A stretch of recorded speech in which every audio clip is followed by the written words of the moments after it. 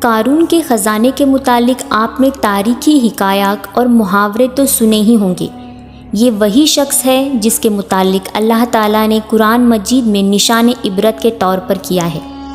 قارون کا قصہ اسلامی اور اسرائیلی دونوں طرح کی روایتوں میں ملتی ہے۔ یہ بنی اسرائیل کا وہی امیر ترین شخص تھا جس کے خزانے کی کنجیاں 300 اونٹوں اور کھچروں پر لادے جاتے تھے، اور ہر کنجی چمڑے کی ہوتی تھی جو ایک خزانے کی چابی تھی۔ تاریخ انسانی میں شاید ہی قارون سے زیادہ دولت و شہرت کسی شخص کو عطا نہیں کی گئی۔ قارون حضرت موسیٰ کے چچا یسہور کا بیٹا تھا۔ وہ نہایت ہی حسین و خوبصورت آدمی تھا۔ یہی وجہ تھی کہ بنی اسرائیل اور کمٹی لوگ اسے منور کہا کرتے تھے۔ قارون جوانی میں اپنے قوم کا سب سے با اخلاق اور نیک افراد میں شمار کیا جاتا تھا۔ نیز توریت کا بہت بڑا عالم دین بھی تھا، کیونکہ اس کی پرورش موسیٰ علیہ السلام کے سائے عافیت میں ہوئی تھی، اس لیے وہ کتاب کا علم بھی رکھتا تھا اور بہت ہی خوبصورت آواز کا مالک بھی تھا۔ وہ توریت کی خوبصورت آواز میں تلاوت کیا کرتا تھا۔ یہی وجہ تھی کہ لوگ اس کا بہت ہی ادب و احترام کیا کرتے تھے۔ قارون ابتدا میں موسیٰ علیہ السلام پر ایمان لے آیا، اور جب بنی اسرائیل کو طبیوں کی غلامی سے نجات ملی تو وہ ان کے ساتھ مصر کو چھوڑ کر سرزمین موعود کی طرف ہجرت کر گیا۔ وہاں اس کے حالات ایک دم سے بدل گئے اور اس کے ہاتھ میں بے شمار دولت آئی۔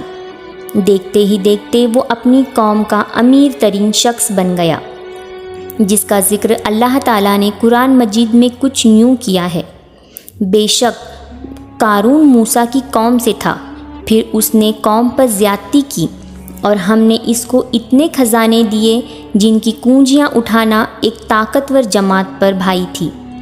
ایک جگہ پر فرمایا، جب اسے اس کی قوم نے کہا اتراؤ نہیں، بے شک اللہ اترانے والوں کو پسند نہیں کرتا، اور جو مال اللہ تعالیٰ نے تجھے دیا ہے اس کے ذریعے آخرت کا گھر طلب کر، اور دنیا میں اپنا حصہ نہ بھول، اور احسان کر جیسا اللہ نے تجھ پر احسان کیا، اور زمین میں فساد نہ کر۔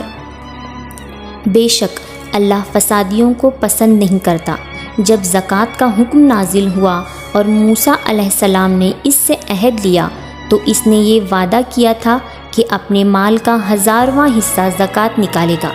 جب اس نے اپنے مال کا حساب لگایا تو ایک بہت بڑی رقم زکوٰۃ کی نکلی، لہٰذا اس کے دل میں ہرس اور لالچ پیدا ہو گئی اور وہ زکوٰۃ کا منکر ہو گیا۔ اس نے ایک گندی چال چلی۔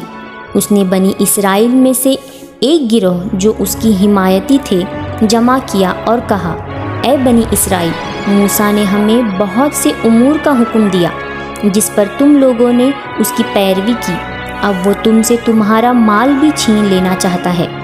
فلاں فاحشہ عورت کو لے کر آؤ تاکہ اسے کچھ پیسے دے کر موسیٰ کو بدکار ثابت کیا جا سکے۔ قارون نے اپنے قوم کے لوگوں کو جمع کیا اور حضرت موسیٰ علیہ السلام سے پوچھا کہ زنا کی کیا سزا ہے۔ حضرت موسیٰ علیہ السلام نے کہا، جو بھی زنا کرے حالانکہ اس کی بیوی بھی ہو اسے سنگسار کیا جائے یہاں تک کہ وہ مر جائے۔ قارون نے حضرت موسیٰ علیہ السلام سے کہا، حتیٰ کہ اگر یہ کام آپ نے ہی انجام دیا ہو تو بھی؟ موسیٰ علیہ السلام نے کہا، ہاں، حتیٰ کہ اگر اس کام کو میں بھی انجام دوں تو یہی حکم ہے۔ قارون نے کہا، بنی اسرائیل یہ گمان کرتے ہیں کہ آپ نے فلاں فاحشہ عورت سے زنا کیا ہے۔ حضرت موسیٰ علیہ السلام نے فرمایا، اس عورت کو میرے سامنے لاؤ۔ لہٰذا وہ عورت بلائی گئی تو آپ نے فرمایا، اے عورت، اس اللہ کی قسم جس نے بنی اسرائیل کے لیے دریا کو پھاڑ دیا اور عافیت و سلامتی کے لیے دریا کے پار کرا کر فرعون سے نجات دی، سچ کہہ دے کہ واقعہ کیا ہے۔ حضرت موسیٰ علیہ السلام کے جلال سے عورت سہم کر کانپنے لگ گئی اور اس نے مجموع عام میں صاف صاف کہہ دیا کہ اللہ کے نبی، مجھ کو قارون نے کثیر دولت دے کر آپ پر بہتان لگانے کے لیے آمادہ کیا ہے۔ اس وقت حضرت موسیٰ علیہ السلام آپ دیدہ ہو کر سجدہ شکر میں گر پڑے۔ حالت سجدے میں آپ نے یہ دعا مانگی کہ یا اللہ قارون پر اپنا قہر و غضب نازل فرما دے۔ لہٰذا وہ تمام لوگ جو قارون کے ساتھ تھے وہ اس سے جدا ہو گئے۔ موسیٰ علیہ السلام نے اللہ کے اذن سے زمین کو حکم دیا تو زمین پھٹ پڑی اور قارون اور اس کے پیروکار اس میں دھسنے لگے، اور دیکھتے ہی دیکھتے قارون اور اس کا مکان خزانہ سب اس زمین میں دھس گیا۔ جب یہ زمین میں نابود ہو گئے تو زمین کا شگاف دوبارہ بند ہو گیا۔ قارون کی اس دولت کے متعلق بہت سارے تاریخی حقائق نقل کی گئی ہیں، اور تا قیامت قارون اور اس کا خزانہ انسانیت کے لیے نشان عبرت بنی رہے گی۔